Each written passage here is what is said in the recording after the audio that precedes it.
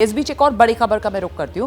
विपक्ष मणिपुर में हिंसा को लेकर प्रधानमंत्री मोदी पर लगातार सवाल उठाता रहा और अब आरएसएस प्रमुख मोहन भागवत का बड़ा बयान सामने आया है। भागवत ने कहा है कि 1 साल से मणिपुर शांति की राह देख रहा है, उस पर कौन विचार करेगा। प्राथमिकता से मणिपुर के मुद्दे को देखना जरूरी। यह बड़ा बयान है आरएसएस प्रमुख मोहन भागवत का आया है। मणिपुर के मुद्दे पर मोहन भागवत ने जो कहा है, पहले वो सुनिए आप। 1 साल से मणिपुर शांति की राह देख रहा है,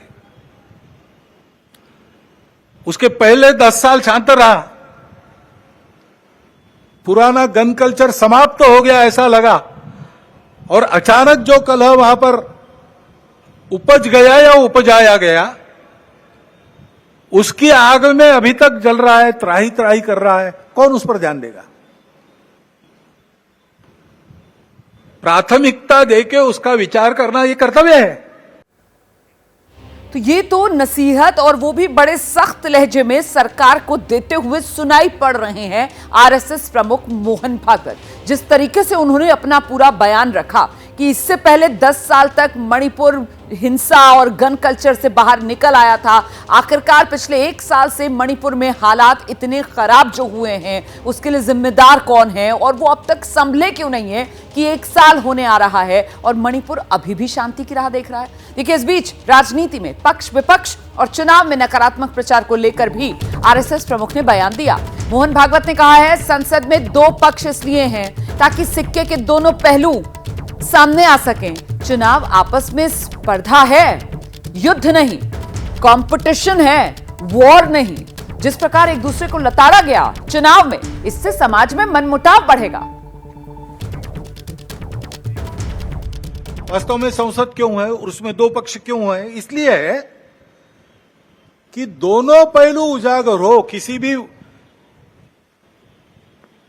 सिक्के के 2 पहलू रहते हैं, ऐसे किसी भी प्रश्न के 2 पहलू रहते हैं। एक पक्ष एक पहलू का विचार करता है तो दूसरे पक्ष ने दूसरा पहलू उजागर करना है, ताकि जो होना है वो पूर्णतः ठीक हो, सहमति बने। इसलिए संसद बनती है, लेकिन ऐसी सहमति बनना स्पर्धा करके आए लोगों में थोड़ा कठिन भी रहता है, और इसलिए हम बहुमति का आसरा लेते हैं। ये स्पर्धा है, कोई आपस का युद्ध तो है नहीं। जिस प्रकार ये बातें हुई, जिस प्रकार एक दूसरे को लताड़ना हुआ, जिस प्रकार प्रचार के दौरान हमारे करने से समाज में मनमुटाव बढ़ेगा, 2 गठ बटेंगे, आपस में शंका संशय उत्पन्न होगा, इसका भी ख्याल नहीं रखा गया, और विनाकारण संघ जैसे संगठनों को भी उसमें खींचा गया। टेक्नोलॉजी का सहारा करके असत्य बातें परोसी गई, नितांत असत्य। क्या शास्त्र का, विज्ञान का, विद्या का ये उपयोग है? सज्जन विद्या का ये उपयोग नहीं करते।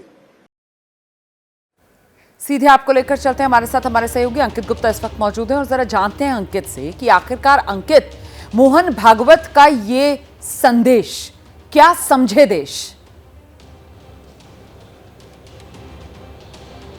देखिए, मोहन भागवत जो है इसी तरीके से संदेश देते हुए अपनी बात जो पुख्ता तौर पर रख भी देते हैं, और वो संदेश भी चला जाता है जहां तक जाना होता है।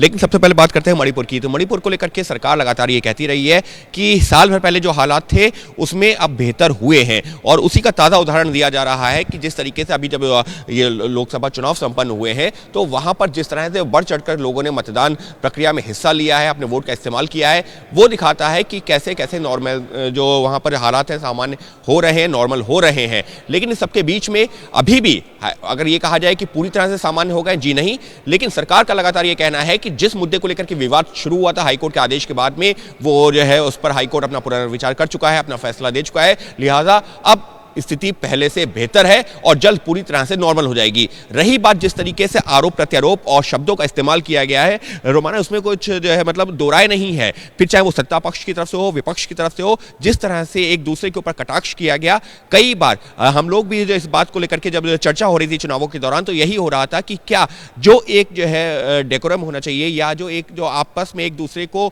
रिस्पेक्ट देनी चाहिए, क्या वो नहीं दी जा रही है? क्या बिलो द बेल्ट जो है आक्रमण किया जा रहा है? तो इस तरीके के तमाम मुद्दों पर जो लगातार चर्चा जो चल रही थी समाज में भी और जो मीडिया बड़ी में बात भी, आप कह रहे हैं। उसी देखिए, को एक देश तरह के से हर मोहन जिम्मेदार भागवत ने नागरिक को इस बताया बात का एहसास था कि जिस तरीके की कटुता चुनाव प्रचार के दौरान बयानों में नेताओं के सामने आ रही है और उससे कहीं ना कहीं जो समाज का ताना बाना है, क्योंकि देखिए चुनाव गुजर जाता है, ये बात मैंने पहले भी कही थी, चुनाव गुजर जाता है, लेकिन चुनाव के दौरान जिस तरीके के बोल बोले जाते हैं उसके बाद जो समाज में आपसी भाईचारे वाला ताना बाना है, कहीं ना कहीं उसे नुकसान पहुंचता है। और अगर ऐसा होता है तो इसके लिए नेताओं को कटघरे में क्यों ना खड़ा किया जाए।